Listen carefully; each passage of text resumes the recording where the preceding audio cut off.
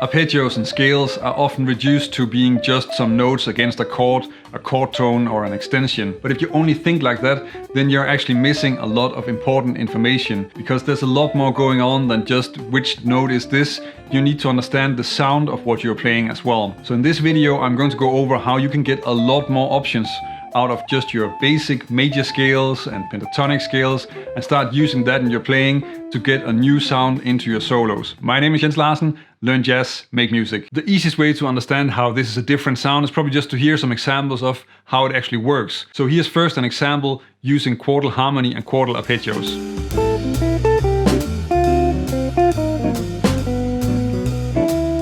And here's a more traditional bop example using the standard arpeggios that you probably already know.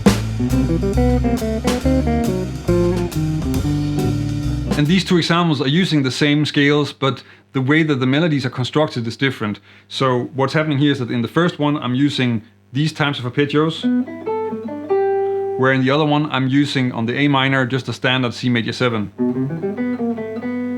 And of course these two examples are really clear, and one is only using quartal arpeggios and the other one is really just a bop line. But in the end this is something that you can add to your vocabulary, and you can start mixing the two and just have different sounds available when you're soloing. There are a few ways you can approach this. In this video I'm first going to take a look at how to construct quartal arpeggios in a major scale. Later I'm also going to show you how you can approach the same thing but then coming from pentatonic scales, which is also a great way to get into this sound. For our 2-5-1 in G major, then you're using the G major scale for the A minor 7 and the G major 7 chord, and that means that we have this scale, G, A, B, C, D, E, F sharp, G. Now we can construct quartal arpeggios here quite easily, because if you start on, for instance, the B and then move up a fourth, then you have an E, and then another fourth, then you have an A. So that's a quartal arpeggio. And we can do the same for the next note, the C. Then I'm moving up a diatonic fourth. In this case, that's actually an augmented fourth, so that's an F sharp or a tritone. And then another fourth up, that's a B. So in that way, we get some quartal arpeggios that are not only just perfect fourth intervals, but also some will have a tritone interval. If you play these arpeggios along the neck on the middle string set, then you get an exercise like this.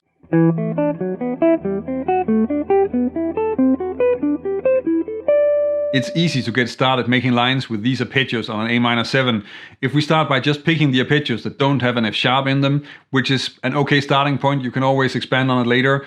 Then we have the one from E, and then here's an F sharp, here's an F sharp, then we have the one from A, and the one from B, now here's an F sharp, and then we have the one from D as well.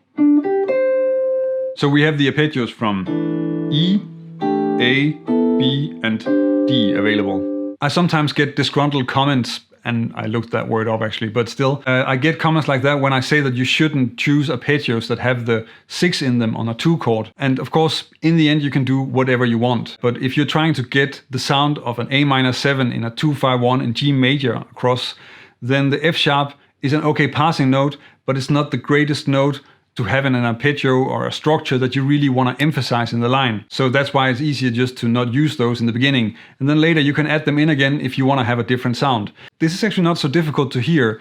It's about what sound do you want to get across. If you want to have the F sharp in there, then you get this sound.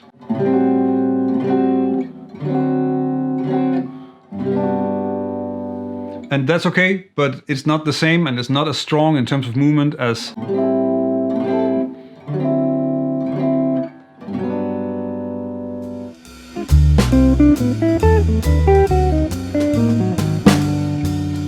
in this example, I'm using the quartal arpeggio from B and then also from A. And on the D7 also, you can actually also use quartal harmony and quartal arpeggios, but I'm gonna cover that a little bit later in the video. First, I wanna get into how you can also come from pentatonic scales and start working with quartal arpeggios. You of course already know the A minor pentatonic scale. And you probably also played this exercise in that scale.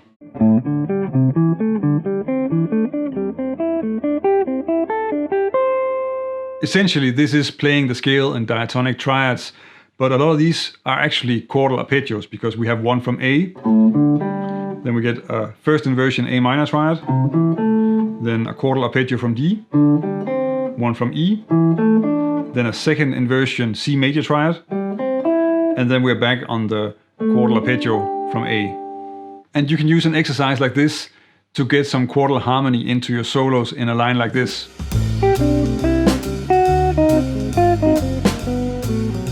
Here I'm really just using that exercise, so I'm just starting with the descending version here and then going down to the next note in the scale and playing that. So we first get a quartal arpeggio, then the C major triad, and then moving on to the D7 altered.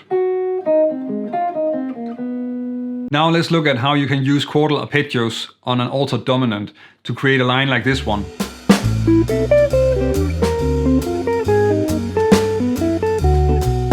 Here I'm using quartal arpeggios on all three chords, and I'm sort of moving a motif down from chord to chord. So first I have the quartal arpeggio from E, and then the one from D on the A minor chord. Then I move to the quartal arpeggio from C and the one from B flat on the D7 altered, and then resolve to the one from B on the G major 7. Constructing quartal arpeggios in an altered scale or a melodic minor scale is really the same as what we did already on the major scale. So you're just stacking fourth intervals within that scale. And if you do that for the E flat minor melodic or D altered scale, then you get an exercise like this.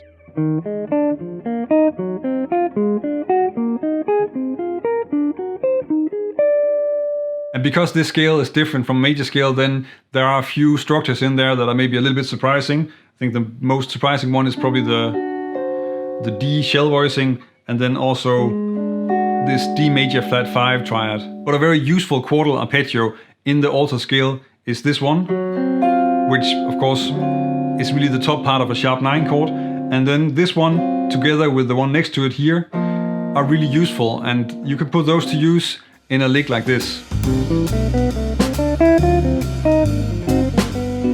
The emphasis here is really on getting a different sound, and I think playing these cascading descending quartal arpeggios on the altered dominant is really helping you get that. This is something that you're not going to get if you're just using basic triads or playing standard 7th chord arpeggios. As you can see in the examples from this video, then you can use quartal arpeggios and quartal harmony coming from the pentatonic scale. The pentatonic scale is a great sound and a great tool that you can use in your solos just to change things up a little bit.